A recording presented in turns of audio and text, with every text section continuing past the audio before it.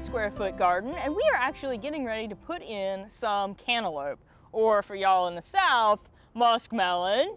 And this is actually going in the location where we just pulled out some turnip greens and some mustard greens. So we're right at that turnover between our cool and our warm season crops. And so this is raw seed, and in the square foot, we are actually going to have 2 plants per square foot. And I'm going to put 2 seeds in every one of my planting holes. I'm going to put those just an inch or so below the ground. We don't want to bury them too deep, but we want to make sure we get them down in there enough that they don't dry out. So I'm putting 2 seeds in there to make sure that we get at least 1 good viable plant per location, and then we'll come back in here and we will thin as necessary. There's actually going to be room for these to vine. I know you're thinking about the space here, and so they're on the edge. They'll be able to vine and produce fruit back here in our aisleway.